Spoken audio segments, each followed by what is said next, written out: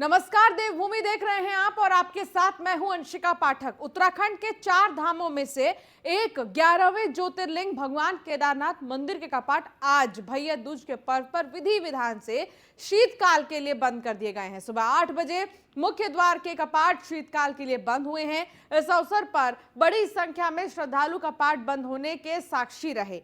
केदारनाथ धाम से पंचमुखी डोली ने सेना के बैंड बाजों की भक्तिमय धुनों के बीच मंदिर की परिक्रमा कर विभिन्न पड़ावों से होते हुए शीतकालीन गद्दी स्थल ओंकारेश्वर मंदिर ऊखीमठ के लिए रवाना हुई। आज पंचमुखी डोली का रात्रि प्रवास अपने पहले पड़ाव रामपुर में होगा, जिसके बाद कल 7 नवंबर डोली विश्वनाथ मंदिर गुप्तकाशी पहुंचेगी।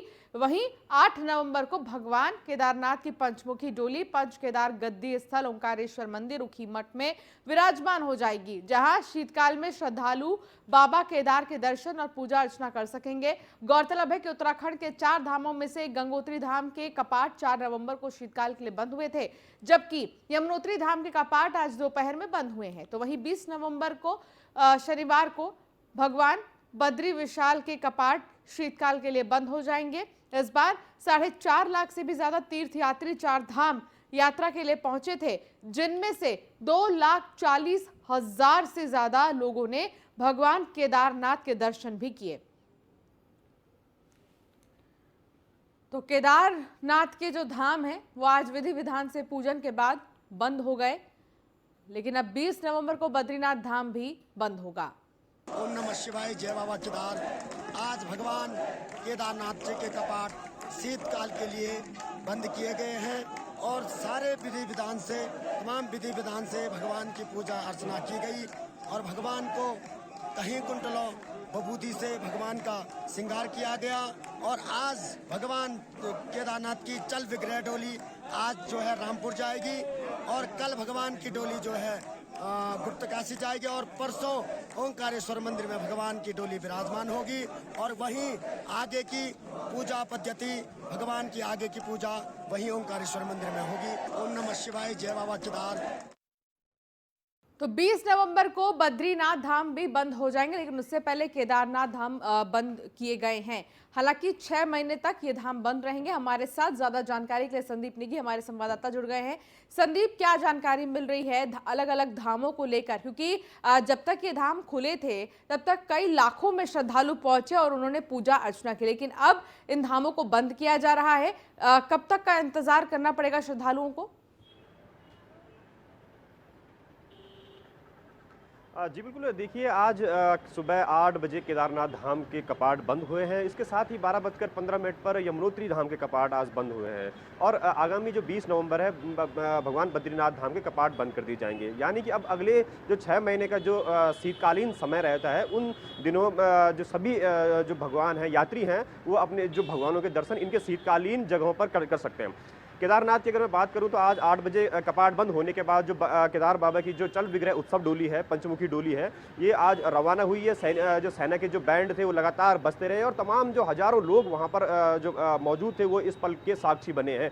और उसके बाद आज की अगर मैं बात करूं तो आज 2 पड़ाव कुल मिलाकर केदारनाथ के होते हैं। आज का जो पड़ाव रहेगा वो रामपुर में रहेगा। वहाँ पर बाबा केदार की जो चल विग्रह डोली है उसकी पूजा अर्चना तमाम पुरोहितों द्वारा की जाएगी। उसके बाद की अगर बात करें तो कल की अगर बात करूं तो गुप्तकाशी में विश्वनाथ मंदिर है, वहाँ पर बाबा केदार की डोली वहाँ पर मौजूद रहेगी। इसके साथ सोमवार को यानी कि जो उनका जो पड़ाव है, शीतकालीन पड़ाव है ओंकारेश्वर ऊखीमठ में, वहाँ पर बाबा केदारनाथ की 6 महीने तक पूजा वहाँ पर होती रहेगी।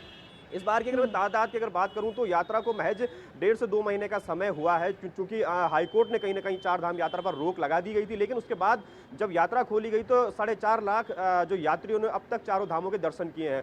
अकेले अगर बाबा केदार की धाम की बात करूं तो 2,40,000 से ज़्यादा जो तीर्थ यात्री हैं तमाम देश के अलग अलग जगहों से वो केदारनाथ धाम पहुँचे हैं।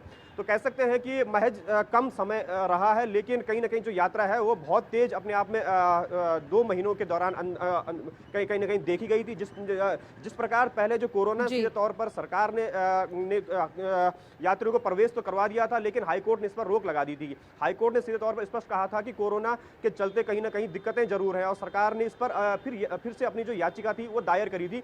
तो कहीं ना कहीं हाईकोर्ट ने 1000 यात्री केदारनाथ में भेजने की बात कही थी। लेकिन जिस तरह से यात्रियों का दबाव बढ़ा था, कुछ यात्री लगातार आ रहे थे और सरकार जो प्रशासन है वो उन्हें लगातार वापस भेज रहा था। तो लिहाजा फिर से याचिका डाली गई थी और उसके बाद कहीं ना कहीं पूरी तरह से चारों धामों में यात्रियों के आने की रोक हटा दी गई थी। तो कह सकते हैं कि 4.5 लाख तभी भी यात्री लगातार चारों धामों में आए और 2,40,000 यात्री केदारनाथ धाम में आए। अब अगर मैं अगले की बात करूं, जो अगला जो समय रहता है, तकरीबन 6 महीने बाद इन चारों धामों के कपाट खुलने होते हैं और इनकी जो तिथि है महाशिवरात्रि के पर्व पर जो आने वाला जो महाशिवरात्रि का पर्व होगा उस पर कहीं ना कहीं केदारनाथ धाम की जो कपाट खुलने की जो तारीख है वो तय की जाती है। इसके साथ ही बद्रीनाथ धाम 20 नवंबर को कपाट बंद होंगे और उनका भी यही रहता है, 6 महीने बाद भगवान बद्रीनाथ के जो कपाट है वो खुलते हैं। उनकी जो तारीख है वो भी, लेकिन बद्रीनाथ के कपाट बंद होने में अभी क्योंकि समय है 20 नवंबर को बद्रीनाथ के कपाट बंद होंगे तो उससे पहले श्रद्धालु वहां जा सकेंगे, लेकिन क्या कोई प्रोटोकॉल होगी अभी? जी बिल्कुल, देखिए जो कोविड के जो मानक हैं, जो प्रोटोकॉल है वो पूरी तरह से जारी है और कहीं ना कहीं जो बद्रीनाथ धाम में अब सीधे तौर पर चूंकि तीनों धामों के जो कपाट हैं वो बंद हो चुके हैं और अकेले बद्रीनाथ धाम के जो कपाट हैं वो खुले हैं। तो ऐसे में कहीं ना कहीं जो यात्री हैं वो अभी भी बद्रीनाथ धाम लगातार जा रहे हैं और कह सकते हैं कि हर दिन हजारों की तादाद में जो यात्री हैं वो बद्रीनाथ धाम में जा रहे हैं। चूंकि अब जिस तरह से अब सीधे तौर पर तीनों धाम बंद हो चुके हैं तो लिहाजा कहीं ना कहीं बद्रीनाथ धाम में सीधे तौर पर जो यात्रियों की संख्या तादाद है वो लगातार ज्यादा बढ़ने की उम्मीद है। आज की अगर मैं बात करूं तो जिस तरह से केदारनाथ धाम बंद हुए हैं वहां पर भी कई हजारों लोग वहां पर मौजूद थे, वो इस दौरान कपाट बंद होने के साक्षी बने थे। तो अब जो यात्री आएगा वो बद्रीनाथ धाम में जरूर जाएगा, क्योंकि तीनों जगह बंद हो चुके हैं। गंगोत्री के कपाट कल बंद हुए हैं और केदारनाथ धाम और यमुनोत्री के कपाट हैं वो आज बंद हुए हैं। तो ऐसे में अभी तकरीबन 10 दिनों से ज्यादा का और समय है, जबकि बद्रीनाथ जी के कपाट बंद होने और लगातार जो तादाद है वो वहां पर जारी है। सरकार ने भी सीधे तौर पर ऐलान किया हुआ है कि जो तमाम जो दिक्कतें हैं वो पूरी तरह से दूर कर ली गई हैं, यात्रा पूरी रूप से सुचारू है। हालांकि अगर मैं ऊपर की बात करूं, चूंकि बद्रीनाथ धाम केदारनाथ धाम में बर्फबारी के लगातार आसार हैं। आज भी अगर मैं बात करूं तो मौसम हालांकि साफ था, लेकिन बर्फबारी भी कहीं ना कहीं उन जगहों पर होती रही है। तो कह सकते हैं इन सब चीजों के बाद भी जो बद्रीनाथ धाम की जो यात्रा है वो फिलहाल 20 तारीख तक लगातार जारी रहेगी। जी बिल्कुल, 20 तारीख तक लगातार जारी रहेगी। इन सब के बीच जो श्रद्धालु अभी वहां पर मौजूद हैं, केदारनाथ धाम और फिर जो लोग गंगोत्री धाम, इन तमाम जगहों पर जो लोग गए थे, अब वो श्रद्धालु जो हैं अन्य जगहों पर तो जा सकेंगे लेकिन यहाँ पर नहीं जा सकेंगे क्योंकि इनके कपाट बंद हो गए हैं। लगभग कितने की संख्या में अभी तक श्रद्धालु पहुंचे थे संदीप, और कितने लाख के लोग जाकर वहां पर अभी तक दर्शन पूजन कर सके हैं?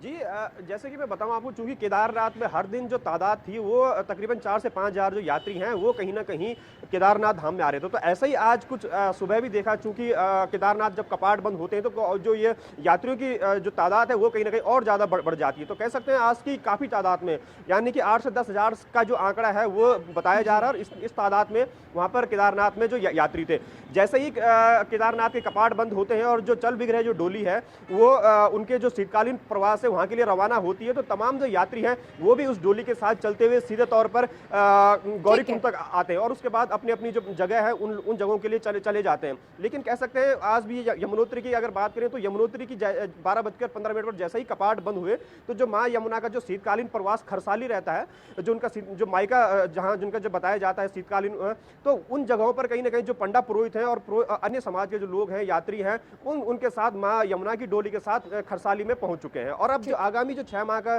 जो यात्री आएंगे वो इन शीतकालीन पड़ावों पर कहीं ना कहीं यात्री दर्शन कर सकेंगे। जी ठीक है, बहुत शुक्रिया संदीप इस तमाम जानकारी के लिए।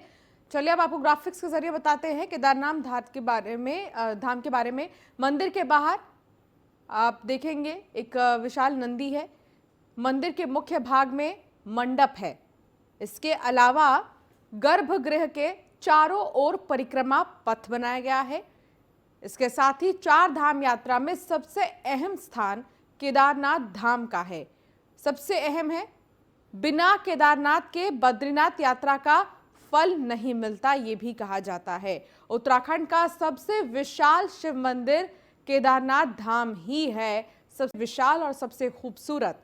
पांडवों से जुड़ा इसका इतिहास है। उनके पहुंचने पर शिव ने बैल का रूप धारण किया था, भीम ने पैर पकड़ने की कोशिश भी की थी।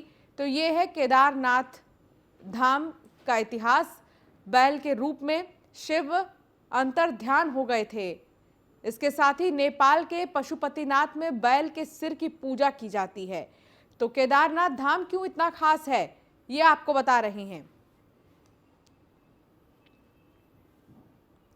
विश्व प्रसिद्ध यमुनोत्री धाम के कपाट शनिवार दोपहर 12:15 पर विधि विधान के साथ शीतकाल के लिए बंद कर दिए गए हैं। अब आगामी 6 महीने तक यमुना जी के दर्शन श्रद्धालु उनके शीतकालीन प्रवास हरसाली में कर सकेंगे। मां यमुना जी की उत्सव डोली अपने भाई शनि महाराज के साथ अपने शीतकालीन प्रवास हरसाली गांव के लिए रवाना हो गई है। मां यमुना जी भोग मूर्ति उत्सव डोली में आज शाम को हरसाली गांव में पहुंचेंगी, जहां शीतकाल में मां यमुना जी के दर्शन होंगे। अब मां यमुना जी के दर्शन 6 माह हरसाली गांव में होंगे। इससे पहले यमुना जी के भाई शनि महाराज की देव डोली अपनी बहन को लेने यमुनोत्री धाम पहुंची थी। कपाट बंद होने के बाद मां यमुना जी की भोग मूर्ति उत्सव डोली में अपने भाई शनि महाराज के साथ हरसाली गांव के लिए रवाना हुई है। कपाट बंद होने तक करीब 35,000 श्रद्धालुओं ने मां यमुना जी के यमुनोत्री धाम में दर्शन किए।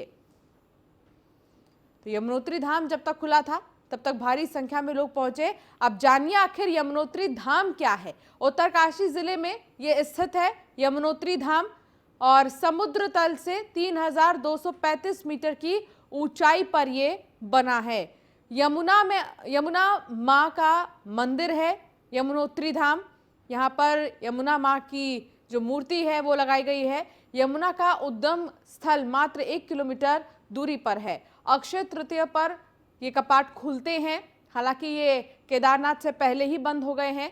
अक्टूबर-नवंबर में शीतकाल के लिए बंद होते हैं कपाट यमुनोत्री धाम के, और फिर 6 महीने बाद खोले जाएंगे। तो 6 महीने बाद 6 महीने हरसाली में यमुना की पूजा होती है, जहां आज शनि के साथ उन्हें विराजित किया गया है। हरसाली गांव में ही यमुना का मायका है और मायके में ही पूजा होती है।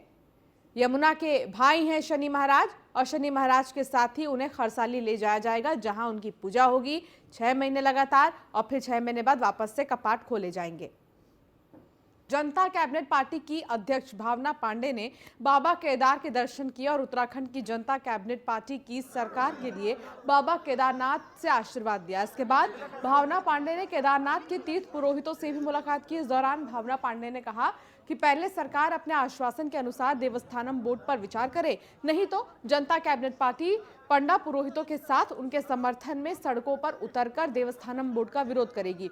आपको बता दें कि भावना पांडे ने जनता कैबिनेट पार्टी के राज्य की सभी 70 सीटों पर उम्मीदवार उतारने का ऐलान किया है। भावना पांडे लगातार राज्य भर में सक्रिय हैं और कुमाऊं और गढ़वाल के हर जिले का दौरा कर रही हैं।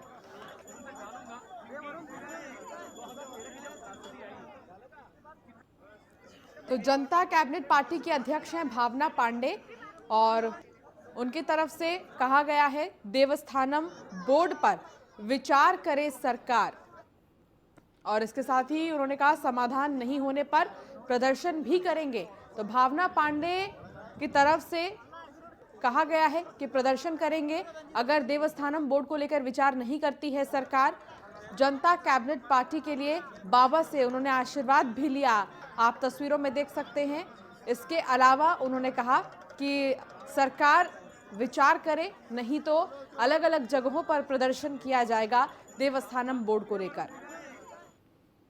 देखिए, मैं लगातार पिछले 3-4 महीने से तो मैं और आंदोलन पे कर रही थी। जब मैंने देखा कि हमारी देवभूमि, उत्तराखंड की देवभूमि के चढ़ावे पे हालांकि 2.25 साल हो गए, और अब पीछे 2 टाइम कोरोना काल चल गया था, और अभी दोबारा से जब मुद्दा उठा तो उसके बाद मैं लगातार मेरे चरणों में आ रहा है कि मैं देवस्थानम बोर्ड के विरोध में हूँ।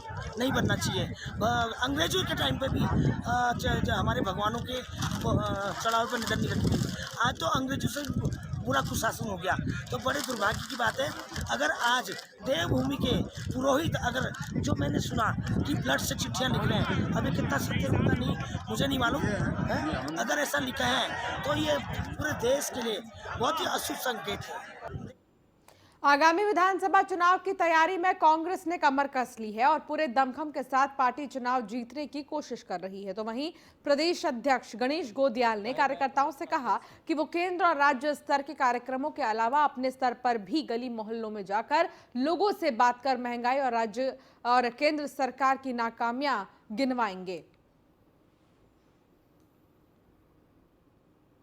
हम ये पहले से ये चीज़ें करते आ रहे हैं, चाहे मैं प्रदेश का अध्यक्ष था या उससे पहले की बात है। हमेशा संगठन को मजबूत करने के लिए समय समय पर पार्टी कार्यक्रम आयोजित करती है और इस समय भी आसन्न चुनाव के मद्देनज़र संगठन को और प्रभावी तरीके से लामबंद करने के लिए, तैयार करने के लिए हम कार्यक्रम करते आ रहे हैं और आगे भी करेंगे। मैं उम्मीद करता हूं सभी कार्यकर्ताओं से कि सभी कार्यकर्ता अपने आप को तैयार करें। ऊपर के आदेशों की बात अलग है, यहाँ राज्य स्तर से कोई आदेश जाए, इसके इतर वह अपने स्तर से भी जो कुछ संगठन की मजबूती के लिए उचित समझते हैं वो सब करें और संगठन को निश्चित रूप में, हमारे पास एक मजबूत संगठन है और उसको और मजबूत करना हमारा मकसद है। हम तो टिहरी के नरेंद्र नगर में स्थित दोगी पट्टी के भांगला गांव में गोवर्धन पूजा पर मंदिर में गौरजा देवी की मूर्ति की स्थापना कर प्राण प्रतिष्ठा की गई है। इस दौरान श्रद्धालुओं ने कलश यात्रा निकालकर गांव और क्षेत्र की खुशहाली की कामना की। गौरजा देवी मंदिर समिति के उपाध्यक्ष राजेंद्र प्रसाद गैरोला की अगुवाई में कुलदेवी मां गौरजा देवी की मूर्ति और डोली को बहुमुहूर्त में हरिद्वार से गंगा स्नान कराने के बाद भांगला गांव में नवनिर्मित मंदिर में स्थापित किया गया। गांव की बालिकाओं ने भव्य कलश से शोभा यात्रा निकाली। ढोल दमाऊ की थाप, मशकबीन की धुन और पटाखों की गूंज के बीच सैकड़ों की संख्या में लोग कलश यात्रा के साक्षी बने। इस दौरान लोगों ने पशवा पर अवतरित हुए देवी से आशीर्वाद प्राप्त कर मन्नतें मांगी। उसके बाद वैदिक मंत्रोच्चारण और पूजा अर्चना के साथ मंदिर परिसर में मूर्ति स्थापित कर पुरोहितों ने प्राण प्रतिष्ठा कराई। उसके बाद विशाल भंडारे का भी आयोजन किया गया। शुभारंभ आज से हो गया। आज शोभा यात्रा थी जो सकुशल संपन्न हो गई है और इस प्रकार से इसमें अतिथियों का निरंतर स्वागत हम करते रहेंगे। इस कार्यक्रम का समापन जो है 11 नवंबर को होगा, जिसमें हमारे महामंडलेश्वर महंत श्री ललितानंद जी जो गैरोला स्वामी जी हैं वो भी पधारेंगे और जिनके कर कमलों के माध्यम से इसका समापन होगा। हमारे आचार्य हैं श्री शोभाराम गैरोला जी हैं और उनके मार्गदर्शन में पूजा का पाठ क्रम 7-9 दिन का कार्यक्रम चलेगा। रुड़की में एक युवक का दबंगई भरा वीडियो वायरल हो रहा है। वीडियो में युवक हर्ष फायरिंग करते हुए नजर आ रहा है, साथ ही अपने साथियों से भी फायरिंग की वीडियो बनवा रहा है। दबंग युवक का नाम उल्फत बताया जा रहा है। पिरान कलियर के तेलीवाला गांव में का निवासी है उल्फत। तो वहीं सूत्रों की माने तो यूथ कांग्रेस से भी युवक का कनेक्शन बताया जा रहा है। हालांकि फायरिंग कहीं की गई है इसकी पुष्टि, माफ कीजिएगा, फायरिंग कहां की गई है इसकी पुष्टि अभी तक नहीं हो पाई है। भाई हेलो भाई हेलो भाई हेलो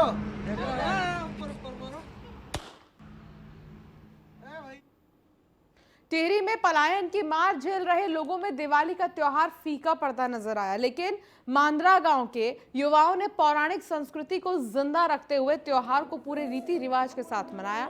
बता दें कि गांव के लगभग 85% परिवार पलायन कर चुके हैं, जिसके चलते त्योहार की रौनक बेशक कम थी, लेकिन गांव के कुछ लोगों ने शहरों से लौटकर रिवाजों को जिंदा रखा और खुशियां मनाई। तो वहीं पलायन आयोग के सदस्य रामप्रकाश पेन्युली ने मांद्रा गांव के प्रवासी युवाओं की खूब सराहना की है और पलायन को राष्ट्रीय आपदा घोषित करने की पहल की है।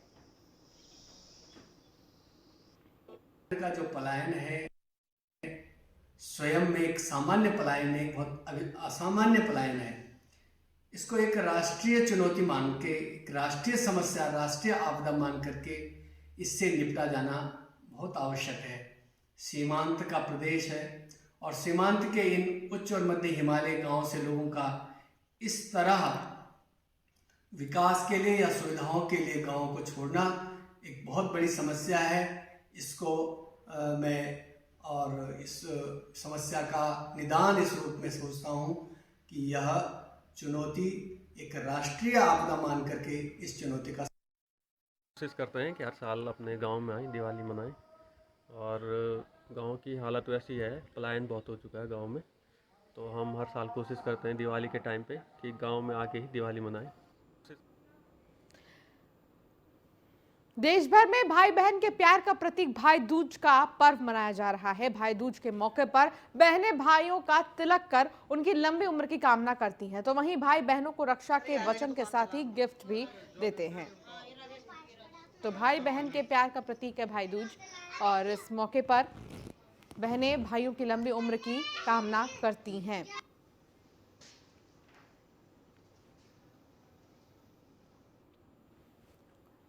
ये साल में एक बार आता है त्यौहार, और भाइयों का टीका करते हैं हम साथ में, और इंतज़ार करते हैं उनका, और उनकी लंबी आयु की कामना करते हैं।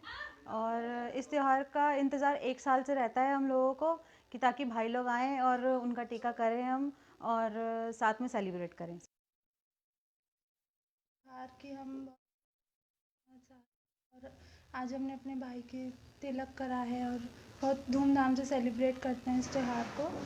और अपने पूरे फैमिली मेम्बर्स में जितने भी हमारे सब बड़े भाई हैं उन सबका हम टीका करते हैं, उनसे ब्लेसिंग्स लेते हैं। और चलिए, इस बुलेटिन में फिलहाल इतना ही। अब बने रहिए न्यूज़ वन इंडिया के साथ। नमस्कार।